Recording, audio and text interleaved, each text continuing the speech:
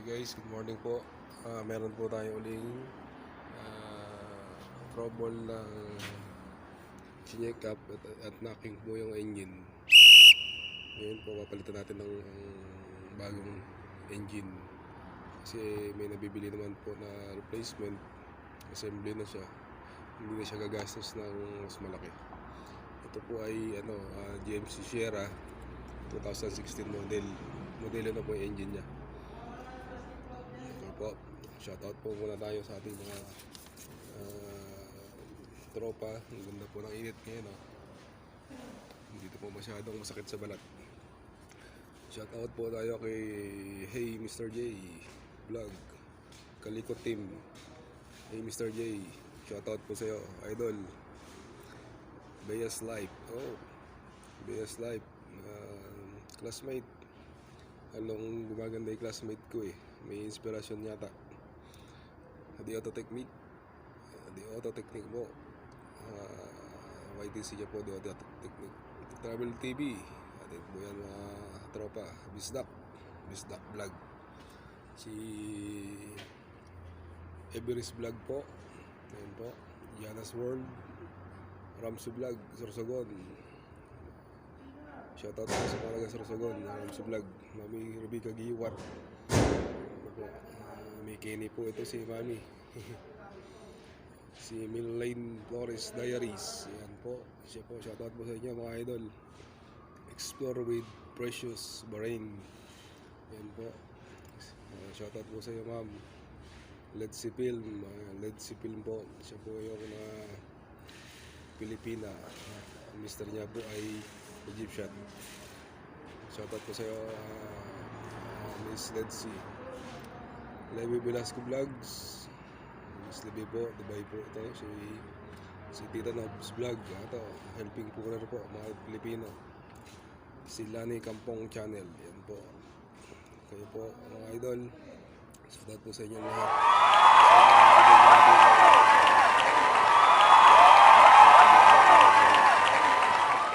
Next time po, i-add ko po kayo na shoutout. Sige po. Ito po, pakita ko po sa inyo yung unit. Ang unit po ng Sierra. Okay po. God bless po sa atin. Ito po yung unit. Bababa natin makina. 2015 model. Pick up. Sierra. Sierra po yung GMC.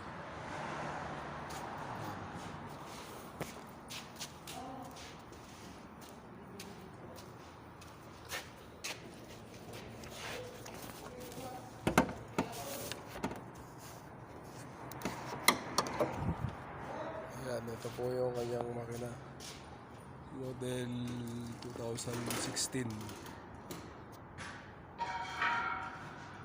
Bago pa po ito, kaso knocking na po yung kanyang engine. So yun guys, tingnan natin makita, papalitan ng bago, second hand Sierra po 2016 pick up.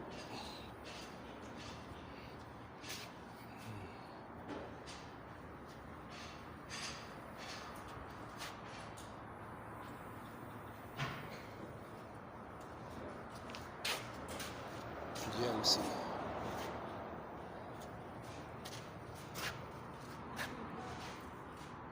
Yan guys, natanggal na natin yung water pump, AC, alternator, yung water pump natanggal na.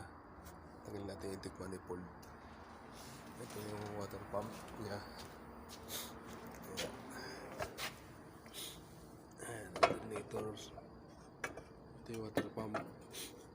Ito yung bracket ng AC, yung compressor. Sasama yung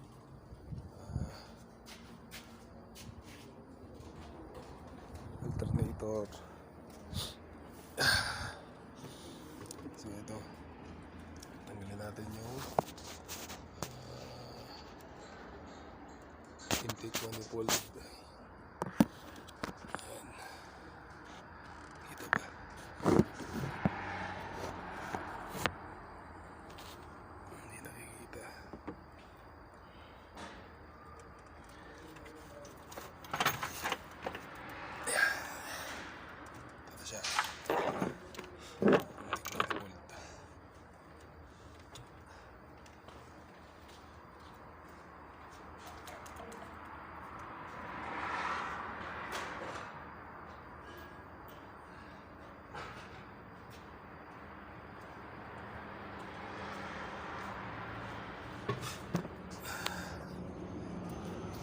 So, ito yung block siya. Engine block. Tanggalin na natin yung alhamdulillah. Itong fuel line. Yung sa fuel rail. Tapos yun, yung mga harness. Yan. Tanggalin natin yan. Tapos tanggalin tayo sa wheel housing. May steering pump pa pala. Ito. Steering pump. Tanggalin natin yan. Tapos yung harness ng camshaft. Solenoid yan. Camshaft sensor. Tapos lang sa likod. Wheel housing, converter nut, starter. Yan po, tatanggalin natin mamaya sa ilalim. So ayan guys, tatanggal natin. Darating yung makinang bago, kakabit natin. Okay po.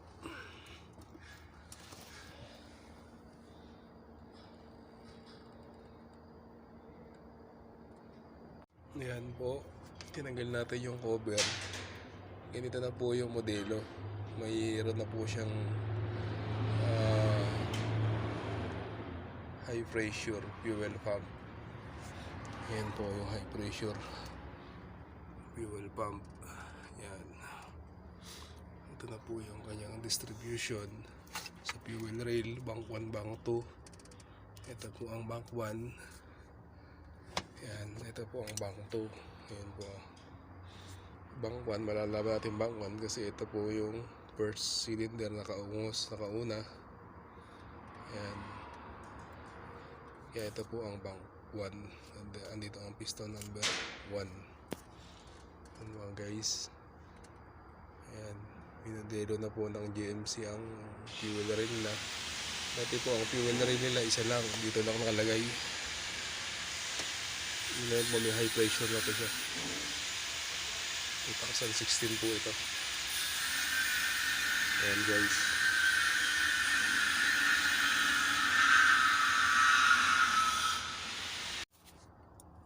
Ito po mga loads. Napansin ko dito yung coil niya is individual na. Isa-isa na nakalagay. Ayan o. Unlike dun sa may lumang modelo. Ayan po, individual na yung ignition coil.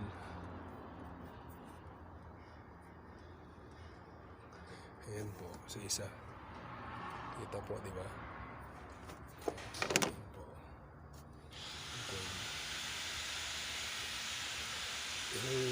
Yung model po, yung 2010 hanggang ay nakapack po siya. Buo siya. Yung line po ng kuryente magkasama lang sa isang socket. Magkakadugtong na po sila. Ito pong modelo, ilagay po nila isa-isa. Yung luma isa-isa din pero naka-arrange siya sa isang set lang nariyan niya, tapos may isang socket dito sa gitna. Kaya assembly na po yun. Ito po individual.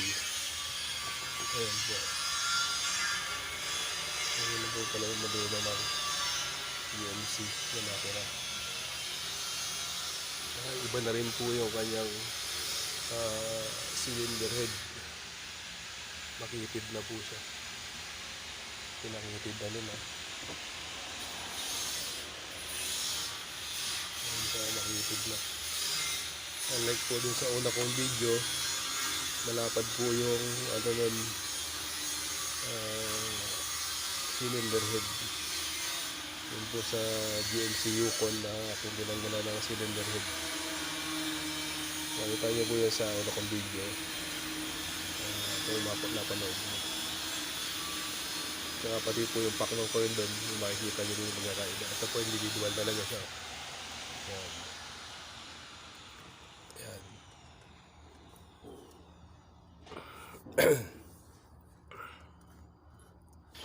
So yan guys, maraming pagkakaiba yung modelo doon sa luma. Yung mga tropa ito, tagal na po natin yung engine. Ayan. Cover niya sa ibabaw. ibabaw. Ito po yan sa ano yan, flex plate din flex plate po tawag dyan sa automatic, pero pag manual flywheel po siya. So guys, ayan,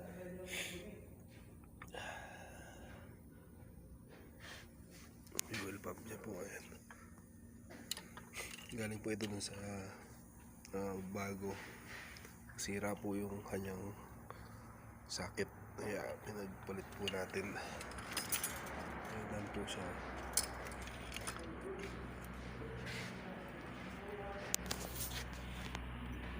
Ito po yung high pressure pump ng fuel. Ayan po ang kanyang picture.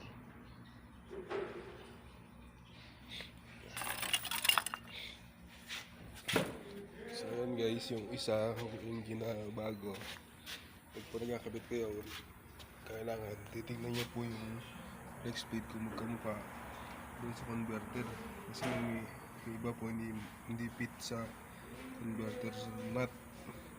Magbabaklas na naman po kayo ng panibagong trabaho, makina kayo, transmission bababa nyo para mapalitan nyo po yung flex plate. Kailangan po ng inspection pag may bagong replacement. Parehas naman po. So, kaya titingnan natin ngayon yung bago hook under. Nakapitan po natin yun. Ito po pala, vacuum pump po pala to. Vacuum pump sa brake. Yun po. Yung sa una nating play ng video, meron po ako nabanggit na steering pump. Electronic po pala yung steering nito. So ito po is vacuum pump. Okay, niliwanag ko lang po. Vacuum pump po ito. Ayan o.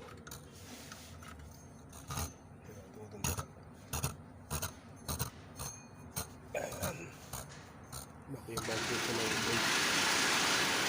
So ayan guys, pinakita ko lang yun.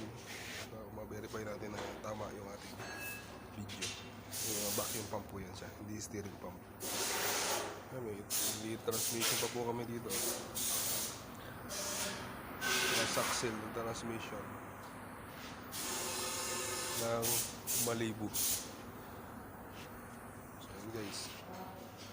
Okay guys, okay mga tropa, ito na, nakabit na yung bagong engine.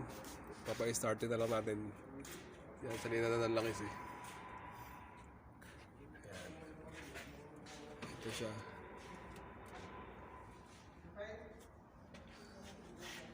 Ayan. Nakabit na. Startin na lang natin pagkatapos pagsalin ng langis.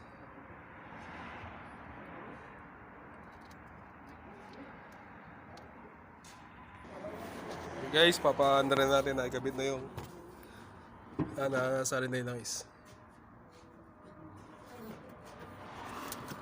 Start!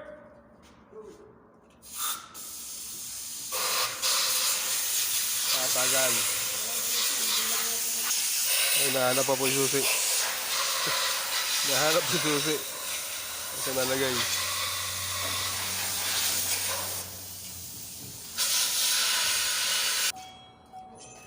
Okay, start! Ayan, mga tropa, mandar na.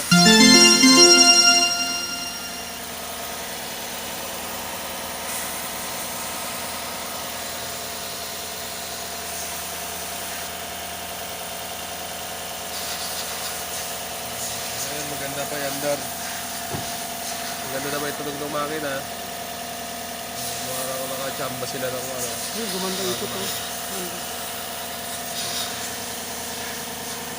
Tuloy din po yung vacuum pump. Kasi isa may play. Mahina po yung ano niya, yung bomba. Yung vacuum. Ayan guys. Successful na po ito ating replacement ng engine niya. Sierra.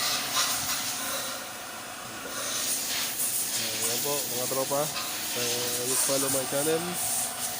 Rodolf Ortiz Vlog.